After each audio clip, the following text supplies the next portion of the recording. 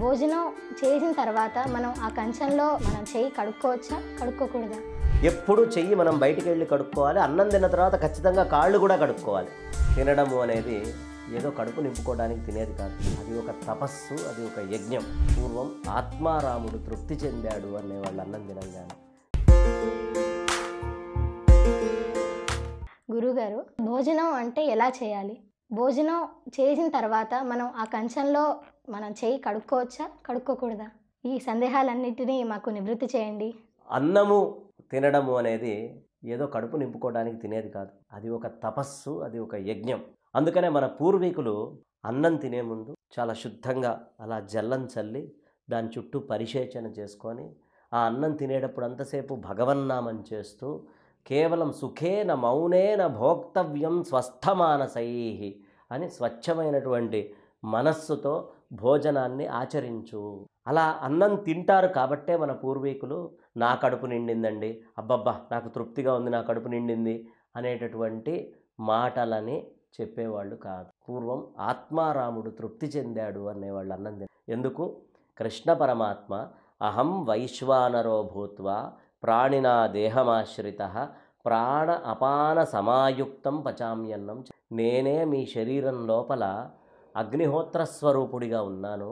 మీరు తినేటటువంటి భక్ష్య భోజ్య చోష్య లేహ్యాలనే 4 రకాల అన్నాల్ని నేనే పచ్యం చేస్తున్నా. అంటే ఈ శరీరము అనేటటువంటిది ఒక యజ్ఞగుండము. ఈ యజ్ఞగుండము లోపల ఉన్నటువంటి అగ్ని వైశ్వానరుడు అనేటటువంటి కృష్ణ పరమాత్మే. ఆ వైశ్వానరుడికి మనం నోటి ద్వారా వేసేటటువంటి ఆహుతులే మనం అన్నం తినేది. అంటే అన్నం తినటం అంటే ఏమిటి? యజ్ఞాన్ని చేయటం. ఈ యజ్ఞము అనేటటువంటిది ఆచరించినప్పుడు ఆ యజ్ఞానికి సంబంధించినటువంటి పాత్రలో ఎంగిలి నీళ్లు అనేటటువంటివి మళ్ళీ కలపకూడదు. ఆ యజ్ఞానికి సహకరించినటువంటి పాత్రలో సాధారణంగా మన పూర్వీకులు ఎవరు చేతులు కడిగేవాళ్ళు కాదు. ఇప్పుడు కొంచెం ఆచారాలు వచ్చినాయి, కానీ పూర్వం ఏముంది, ఆకుల్లో తినేవాళ్ళు. అరిటాకో బాదమాకులతోటి విస్తరి కట్టుకోనో మోదుగాకులతోటి విస్తర్లు కుట్టుకొని పూర్వం వాళ్ళందరూ అలాగే భోజనం చేసేవాళ్ళు. అప్పటికప్పుడు కుట్టుకొని తినేవాళ్ళు. ఒకటే కంచంలో తినటం అనే సంప్రదాయం పూర్వం లేదు. ఒకవేళ అలా తినాల్సి వస్తే వెండి కంచంలో బంగారపు పువ్వు వేసుకొని తినేవాళ్ళు. ఆ వెండి కంచంలో బంగారపు పువ్వు ఉంటే చేయి కడుక్కున్నా పెద్ద దోషం ఏం లేదు.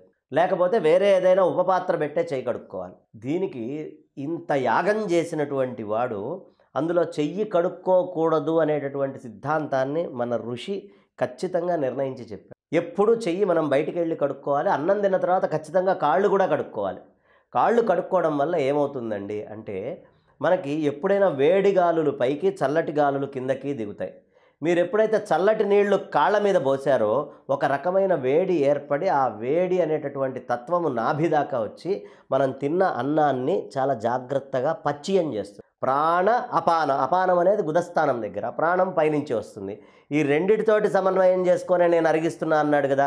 ఇప్పుడు ప్రాణము నుంచి ఆహారం వచ్చింది, మరి అపానం సహకరించాలి. అందుకని కాళ్ళు కడుక్కోండి అయ్యా అని చెప్తాను. కాళ్ళు కడుక్కోవటము, అన్నం తిన్న తర్వాత 9 సార్లు నీళ్లు పుక్కిలి చుమ్మేయాలి. ఇది నిజంగా మన ఋషులు ఎంత ప్రతి చిన్న విషయాన్ని జాగ్రత్తగా చెప్పారండి. అన్నము నీళ్లు ఎందుకు పుక్కిలి చుమ్మేయాలయ్యా అంటే, ఒక జిడ్డు పదార్థం నోట్లో ఉంటుంది. మీరు గమనించండి, ఎప్పుడైనా అన్నం తిన్న తర్వాత ఒక 3 సార్లు 4 సార్లు పుక్కిలిచ్చిన తర్వాత జిడ్డు పదార్థం మెల్లిగా తగ్గడం మొదలు పెడుతుంది. మనం తిన్నటువంటి నూనెలు, కొన్ని జిడ్డు పదార్థాలు ఈ నోటి దగ్గరే ఆశ్రయించి ఉంటాయి, తద్వారా పళ్ళు పాడవుతాయి. అందుకని 9 సార్లు నీళ్లు పుక్కిలిచ్చి ఖచ్చితంగా అన్నం తిన్న తర్వాత పక్కన ఊయటము అనేది చెయ్యాలి. ఇది సిద్ధాంతంగా చెప్పి. ఈ చెయ్యి కంచంలో కడుక్కుంటే ఏం జరుగుతుందయ్యా అంటే, మన ధర్మశాస్త్రంలో ఉండే పెద్దలు చెప్పారు, దేవేంద్రుడంతటి వాడు కూడా చెయ్యి గనక కంచంలో కడుక్కు తింటే అడుక్కు తినే పరిస్థితికి వెళ్తాడు, దాంట్లో కడక్కూడదు అని నిషేధవాక్యం చెప్పాడు ఋషి. ఆయన నిషేధం చెప్పాడు అంటే మనం ఆచరించడానికి వీలు లేదు. ఎట్టి పరిస్థితుల్లో కంచములో చెయ్యి కడగడానికి వీలు లేదు, కడగకూడదు. అందుకనే మనం వైదిక కర్మలు కానీ ఏవైనా పెద్ద పనులు చేసేటప్పుడు ఆకులేసి ఎందుకు పెడతామంటే, ఆవేశంగా చేయి కడుక్కుంటారేమో, కనీసం ఆకులేస్తే బయటికి వెళ్ళైనా వాడు చేయి కడుక్కుంటాడు అనే ఉద్దేశంతో మన పూర్వీకులు చెప్పారు. కాబట్టి పలహారాలు తిన్నా, అన్నాలు తిన్నా మనం ఎప్పుడూ చేతులని అలా ఆ కంచంలో కడగకూడదు. అన్నం తినడం అనేటటువంటిది యజ్ఞం అని గుర్తుంచుకోవాలి. ఈ కాళ్ళు కడుక్కోవడం అనే సంప్రదాయం, నీళ్లతోటి పుక్కిలిచ్చడం అనే సంప్రదాయం మన ఋషి చెప్పింది ప్రతిదీ మన ఆరోగ్యం కోసం, మన మంచి కోసం చెప్పారు. కాబట్టి ఖాయంగా వీటిని ఆచరిద్దాం. ఎట్టి పరిస్థితుల్లో అన్నం తిన్న తర్వాత చేతిని కంచంలో కడగకుండా బయటికి వెళ్ళి చేయి కడుక్కొని కాళ్ళు కూడా కడుక్కొని 9 సార్లు నీళ్లు పుక్కిలిచ్చి ఒక్క 3 సార్లు ఆచమనంగా నీళ్లు తాగితే ఎక్కడ లేని ఆరోగ్యంగా మనం ఉంటాం. ఇది మీరు ప్రయత్నం చేయండి. వాటి నుంచి నేను చెప్పినటువంటి సిద్ధాంతాలని ఇవి ఋషి చెప్పిన మాటలు, మనం మాట్లాడుకుండే మన స్థాయి మాటలు కాదు. కాబట్టి అన్నము అనేది అంత పవిత్రమైంది. అదొక యజ్ఞంలాగా సుఖంగా మౌనంగా తినాలి. టీవీ సీరియల్స్ చూస్తూ మిగతా పనులు చేస్తూ చూడకుండా ఆ యజ్ఞములాగా సుఖంగా మౌనంగా స్వచ్ఛమైన మనసుతోటి భోజనం చేయండి. కింద కూర్చొని తినండి. ఒళ్ళో కంచాలు పెట్టుకొని కాళ్ళు జాపుకొని ఇష్టం వచ్చినట్టు కాకుండా మన పూర్వం వాళ్ళు ఎంత పద్ధతిగా తిన్నారో అలా అది గుండెకి శరీరానికి అన్ని విధాలా చాలా మంచి చేస్తుంది. ఈ విషయాన్ని మనం మర్చిపోకుండా ఆచరిద్దాం. అన్నం తిన్న తర్వాత చెయ్యి కంచంలో కడగద్దాం. స్వస్తి.